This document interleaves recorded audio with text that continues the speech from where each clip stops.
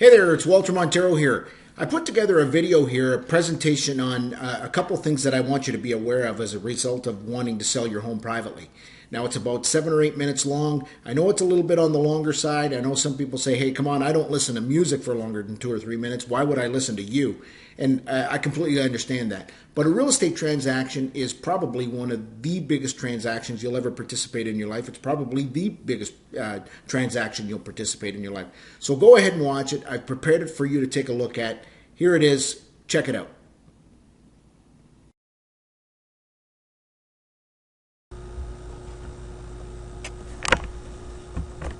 You know, selling your own home can have its challenges, and I certainly appreciate the fact that you want to try and save the commission, but let me stimulate your thinking a little bit and just show you a couple of things that you might not have considered. The first thing you got to consider when you're selling your own home, you have very limited exposure to the marketplace. That means that the buyer that is probably most likely not only to buy your home but to pay you top dollar could not be exposed to your property being for sale. So as a result, you're leaving some money on the table. The other thing you got to remember, of course, is the fact that your property is not exposed to the multiple listing service. Now, I know today that some of those rules have changed in terms of being able to offer your home for sale privately and putting it on the MLS. But in the grand scheme of things, there is still a limitation to that kind of service because there's nobody at the helm navigating your listing on the MLS.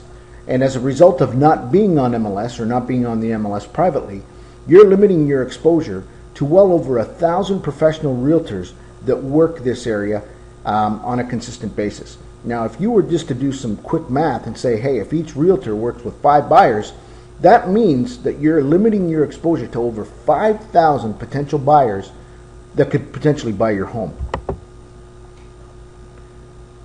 One other thing you've got to take into consideration is the fact that when you're on the market as a private seller, it typically takes longer to sell your home.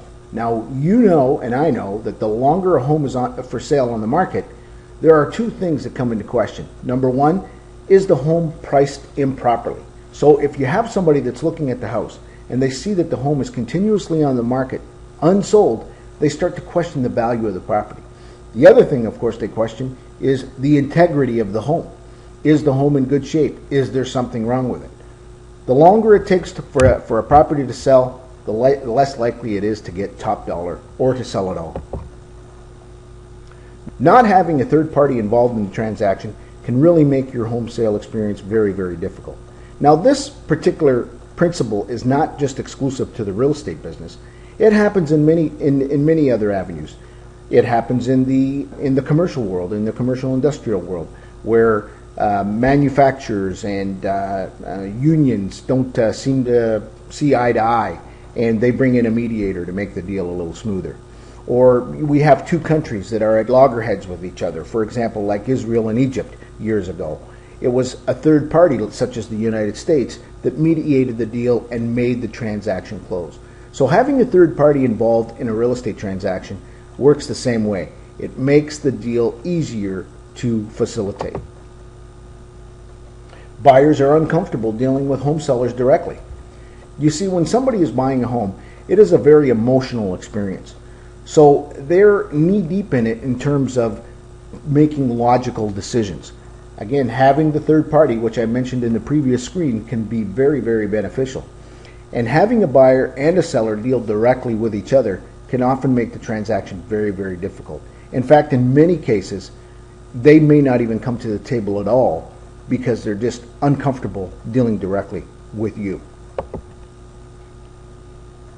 No one to sell the buyer on the benefits of your property. You see, when your property is being shown by a professional, the benefits can be pointed out and can be emphasized to the buyer. Now, the one thing that many sellers forget is once the buyer leaves your home, you don't have a chance to sell them on it ever again. But when they leave with a professional, the agent can help sell your property again and again. Now, some people argue and say, hey, I can follow up on my own buyer and do the follow-up that you would do. The only thing that I would caution you in doing that is when you follow up with a buyer, that could be misinterpreted as you being very anxious to sell, which can put you in a very weak position in terms of negotiating a good offer. Buyers may be under contract. These days, there's a contract called the buyer agency agreement. And that basically means that a buyer is obligated to buy a house directly from the agent that they signed that contract with, regardless of where the property is listed, if it's listed on MLS, or if it's listed privately, or if it's a builder, etc. So when a buyer comes to you, even if you're able to find them on your own, that buyer is still legally obligated to deal with the agent that they've signed the contract with. So you haven't been able to eliminate the agent out of the transaction completely. Now, some people, again, will argue and say, well, at least I only have to pay one agent instead of two.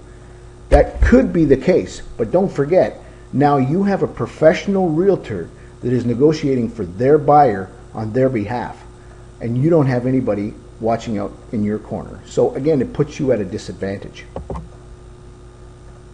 Mortgage financing options. I've been in the real estate business for 24 years, and I've never seen mortgage financing rules more cumbersome and complicated than they are today. And that can be very disheartening to a buyer when they walk into a bank looking for financing. They may have just walked into the wrong establishment looking for a loan approval and they get declined. And often takes the wind right out of the buyer's sails. So when you have a professional such as ourselves taking care and mitigating the transaction, number one, we would keep that buyer away from that institution that wouldn't finance that individual anyway. And furthermore, we have many, many options to spell out to them to make the transaction easier. So the more options the buyer has to buy your home, the more likely A, we are to sell it, and B, get you top dollar. The big thing, of course, that people forget about real estate services through a professional realtor is our services are free if we can't sell it. I know that there's many assist you to sell programs out there that come and put a sign in your lawn or an ad in the paper and put you on the internet. But these services are not free. They charge you for them up front.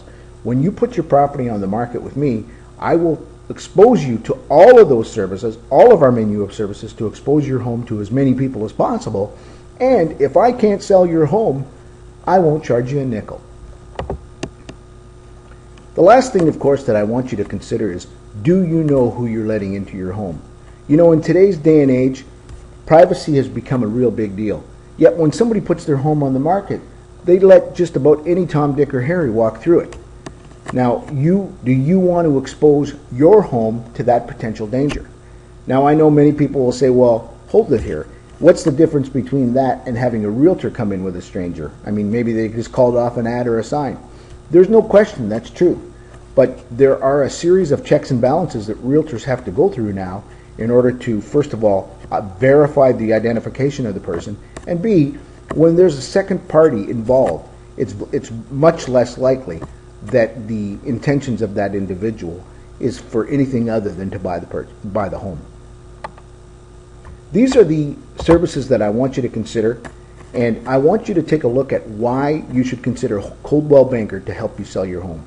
Thank you for watching this presentation, and if you're interested, please go to this website below and I'll show you what our company can do for you. Thank you.